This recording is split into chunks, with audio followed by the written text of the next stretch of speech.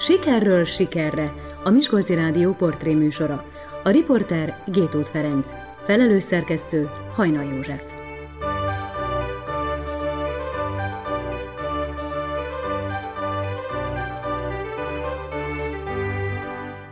Mindig mosolygós a tanár úr? Igen. Mit tanít? Történelmet, meg még nem tudom mit. Téged még nem tanít, ugye? Engem még nem, de már jövőre fog. És a többieknek mi a véleménye tanár úrról, a Sági tanár úrról? Nagyon aranyos. Rosszat nem lehet róla mondani. Ő most nincs itt, nem hallja, hogy mit mondtok. De nem tudok rosszat mondani, komolyan. Hogyan lett ő a mosolylovagrend tagja? Ti gyerekek javasoltátok? Igen, nagyon rendes. Én amikor Töri van, nagyon is várom, mert ő nagyon kedvelem. Én legalábbis. A többiek nem tudom, mit mondanak róla.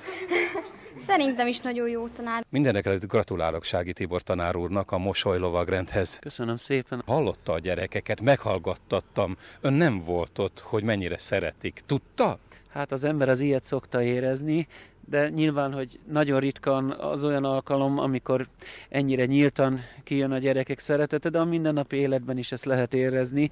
Még csak nem is kell kimondani se.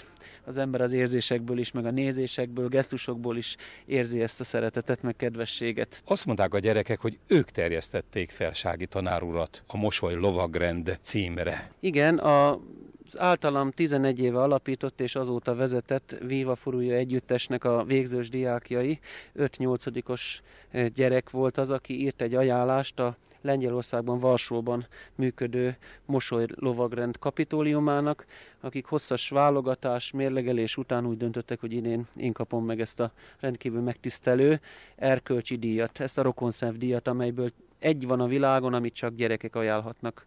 Felnőtt ebben nem avatkozhat bele, és nekem ez a díj pont ezért értékes, mert a gyerekektől kapom. Hanyadik ön a világon, aki megkapta ezt a díjat? A világon eddig 791 személy kapta meg a díjat, én vagyok a 792. Magyarországon én vagyok az 5. Talán sokak számára ismeretes, hogy Halász Judit színművésznő volt az első, később Janikowski Éva írónő, tavaly Hunya Jolán, a Gyoma Endrőni Mazsorett csoportnak a vezetője. Magyarként a 6., hiszen van egy erdélyi magyar tanárember is, Trombitás Jenő, aki a díjazottak között található.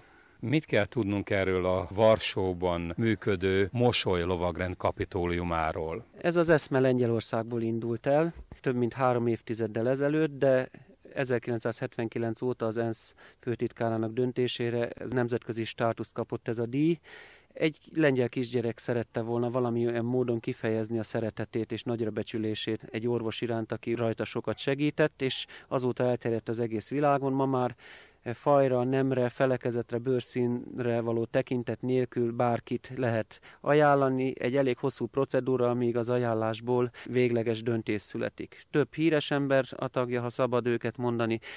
II. János Pál pápa például, Alexander Kvasnyevszki lengyel államelnök, a Dalai Láma, Steven Spielberg filmrendező, Péter Usztyinov színész, a Harry Potter írója Rowling kapta meg tavalyi évben a díjat, de azért általában a díjazottak nagy többsége hétköznapi ember olyan, mint én. És a kedves feleségének mi a véleménye a férjéről? Valóban egy mindig mosolygós tanárurat, férjet kell elképzelnünk Sági Tibor személyében? Nagyrészt jókedvű és nagyon szeret mosolyogni. Persze neki is vannak problémája, amikor nem ennyire mosolygós, de én úgy gondolom, hogy megpróbálja ezt legyőzni, és alapjában véve egy jókedélyű és jó hangulatú ember. Gondolom, hogy Borsod-Nádasdon azért büszkék lehetnek az emberek arra, hogy egy ilyen nemzetközi szervezet egy ilyen kitüntetéssel honorálja az ő mosolyát, és azt a sok-sok munkát, amit ő végez, aminek ön azt hiszem egy kicsit a kárvallottja is, mert gyakran van távol. Azt láttam itt az ünnepség alkalmából is, hogy az emberek szeretik őt. Tehát tudni kell, hogy ő nem Borsod-Nádasdé. De mióta itt lakik, ő egyfolytában valamit tevékenykedett. Hogy én mennyire láttam ennek kárát, hát én azt hiszem, hogy ezt meg lehet szokni. Tehát mind a ketten pedagógusok vagyunk, és az ember tudja, hogy ez nem foglalkozás, hanem egy hivatás, aminek ilyen hátulütői is vannak, de én azt hiszem, hogy ezt mind a ketten jól viseltük. Ő szeretettel csinálta, én pedig megszoktam. Otthon van többet, vagy az iskolában és a múzeumban? Neki azt hiszem a legfontosabb a tanítás az életében. Tehát az, hogy ő történelmet tanít, és történelmet, ez neki a legfontosabb. De ezen kívül A múzeum az, ami a szabad idejét kitölti, hiszen ez is a hivatásához, a történelem tanításához kapcsolódik, és a legkedvesebb időtöltése a múzeumban a pakolgatás, a rendszerezés, a múzeumi tárgyaknak a érdeklődése után a gyűjtögetése, és ezeken kívül csinálja a többit. A furuját nagyon szeret a gyerekeknek tartani, mert nagy sikerélménye van, mert a gyerekek nagyon szeretnek ide járni. A túrázás is igen, amikor ideje van rá, úgyhogy végül is mindent nagyon szeret, de én azt hiszem, hogy a tanítás és a múzeum és a gyerekeknek a furujára tanítása okozza neki a legnagyobb örömet. Egy jóképű fiatalember innen a 40-en szét fogják szedni, hogyha ezt meghallgatják a hallgatók, hogy ilyen sokrétű, most már mondjon valami rosszat is róla, nem szeret takarítani, nem tud főzni, nem szokott vasalni. De tud takarítani is, sőt mosogatni is, nagyon sokszor ő mosogat. Én azt hiszem, rosszat nem tudok rá mondani. Annyit, hogy kicsit hirtelen haragú, én azt hiszem, hogy ezt mindenki tudja, aki ismeri, de alapjában egy nagyon jó lelkű és nagyon rendes ember. Egyébként tényleg mosolygós ember, mert ahogy én most nézem, igen. Általában igen, az vagyok. Természetesen a nehéz napokban én is idegesebb vagyok, vagy feszültebb, de úgy gondolom, hogy a mosolygással azért a nehezebb dolgok is könnyebben megoldódnak. A kedves hallgatóknak el kell mondanom azt, hogy Borsod-Nádasdon vagyunk, de nem tudom, hogy a városnak melyik részén, tanár úr. Most a gyártelepen vagyunk, éppen sétálunk a helytörténeti gyűjtemény felé, ami a szívem másik csücske a furujásokkal való foglalkozás mellett. Itt hál' Istennek munkagépek zajai vannak, hiszen egy nagy beruházással fejlődik és épül a településünk. Minden esetre ezek után egy zeneszámot fognak hallani. Melyik legyen az, tanár úr? Némi gondolkodás után talán ide illene, hiszen a gyerekekről beszéltünk, Zoránnak egy feldolgozása Szép holnap. Közben mi megérkeztünk Sági Tibor tanár úrral ide a helytörténeti gyűjteménybe Borsod-Nádasdon, ennek is a vezetője. A beszélgetést kezdjük már azzal a történettel, amely kapcsolódik a Mosoly lovagrend átadásához. Hát a hivatalos ceremónia után a Varsóból érkezett lengyel vendégek részt vettek egy tárlatlátogatáson a helytörténeti gyűjteményben, ahol egy nagyon megható jelenetre került sor. Ugyanis közöttük az egyik a Lengyel Cserkész Szövetség egy tisztségviselője volt, mi pedig itt a helytörténeti gyűjteményben őriztünk egy cserkész keresztet, egy részből készült keresztet liliommal, amelyet egy 1939-ben a II. Világháborúban Magyarországra menekült lengyel katona ajándékozott egy helyi férfinek. A férfi, amikor megtudta, hogy a lengyelek ide érkeznek Borsod-Nádasdra, úgy határozott, hogy a cserkész testvériség jegyében visszaadományozza ezt a keresztet oda, ahonnan származik, Lengyelországba. A lengyel vendégeink nagyon meghatódtak ezen, és igen kellemes színfoltja volt a napnak. Van-e valami más lengyel emlék a múzeumban, a helytörténeti gyűjteményben? Konkrét lengyel emlékünk nincs, arra viszont emlékeztetjük, meg emlékeztetem én is a tanítványaimat, még honismeret órákon is, hogy ez a település olyan mély gyökerekkel rendelkezik, hogy az itteni paraszti népesség mellett lengyel bányászok is érkeztek ide a múlt században, pontosabban az 1800-as években, és több családnak a nevében még világosan észlelhető ez a hatás. Tehát tárgyak nincsenek, emberek vannak. Ahol pedig beszélgetünk, nem is tudom mi ez az előcsarnok, zászlók erdeje vesz körül bennünket. Mindenféle politikai állásfoglalás nélkül helyeztük el itt őket, hiszen valamennyinek fontos szerepe volt Borsod-Nádasd életében, azért egyet kiemelnék közülük, az 1886-ban alapított Tűzoltó Egyesületnek a díszzászlaját, amelyen a tűzoltók védőszentje helyett a település védőszentje Szent István található, amint ajánlja fel az országot, a koronát Szűz Máriának. Ez egy nagyon különleges szép darab, de rajta kívül még számtalan más érdekes darab is található. Hát ilyen például a cserkész csapatnak a zászlója, az olvasóegylet zászlója, illetőleg egy későbbi történelmi korból egy nagyon izgalmas zászló. Itt van az ózdvidéki úttörő csapatoknak a Rákosi Vándor zászlaja is, illetve a Magyar Dolgozók Pártjának a helyi zászlaját. Tehát minden történelmi korból itt vannak a zászlók, hiszen valamennyi érintett minket itt Borsod-Nádasdon. Megnéztük a néprajzi gyűjteményt is.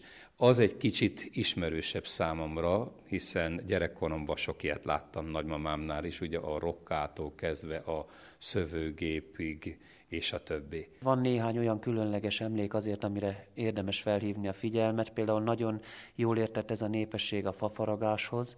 nevezetesen a gyönyörű szép faragott mennyasszonyi ácsolt ládákra gondolok, illetőleg van egy népszokásunk, amely még egyedüliként halványan megmaradt, és mi gyerekekkel szeretnénk ezt életben tartani, feléleszteni, népszerűsíteni, ez pedig a molnárkalácssütés, amelynek annak idején nagy kultusza volt Borsod-Nádasdon, és most is néhányan űzik, de szükség lenne, hogy még több ember foglalkozzon vele, és az idegenforgalmi szempontból is érdekes távlatokat vet föl. Jó negyed százada készítettem Heves megyében a molnár kalácssütésről egy riportot. Ilyen sütővas közzé öntötték a tésztát. Nagyon pontosan említette ön. A nagy titok ebben a vasban, hogy mindkét oldalán különböző motívumok vannak, és ahány nádasdi család, annyiféle motívumú molnárkalácssütő létezik, és általában, mivel a fiú készítette jegyajándékként a lánynak, a férfi, a nőnek a neve, illetve a házasságkötés ideje van rajta, illetve keresztény motívumoktól kezdve világi motívumokig, állami jelképekig minden előfordul, sőt, ismerünk még más vallások jelképeit magánhordozó molnárkalácssütőt, például Dávid csillagosat is.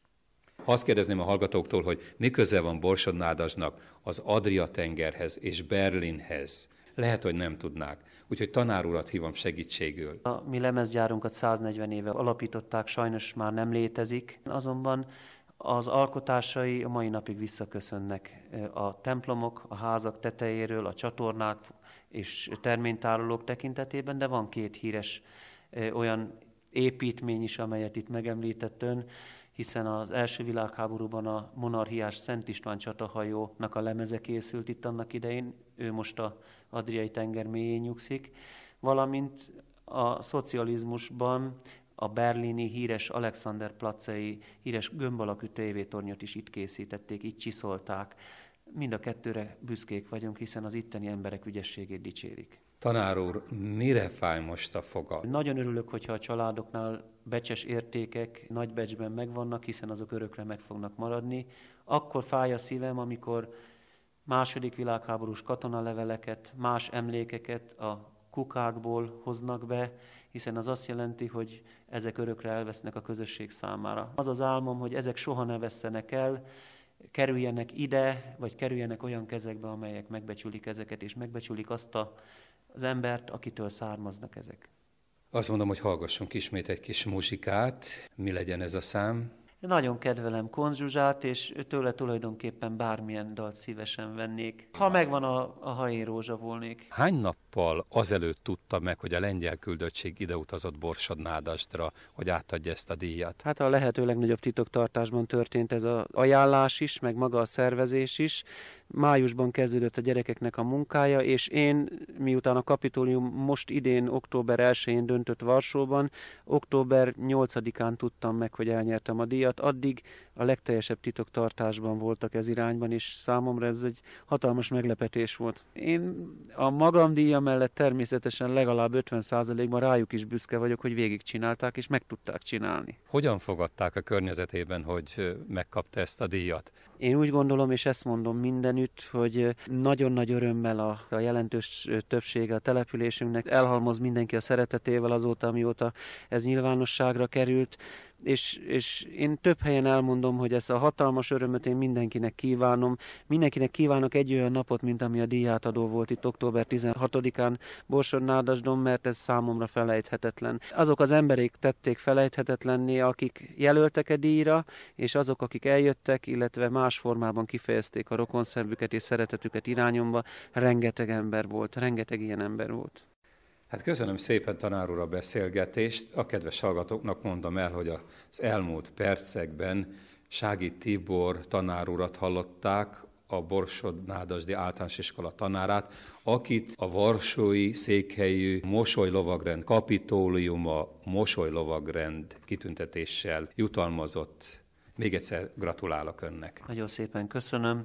Itt szeretném megragadni az alkalmat, hogy megköszönjem a gyerekeknek ezt az ajánlást, és megköszönjem annak a sok jó szándékú embernek a kedvességét, aki együtt tudott velem örülni. Ettől nagyobb ajándék nem lehet.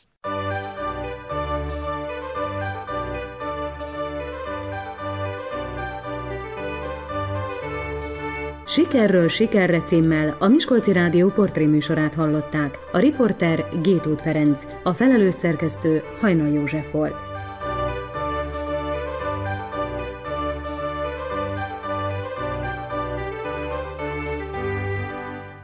Műsorunk az EMA-szerté közreműködésével készült.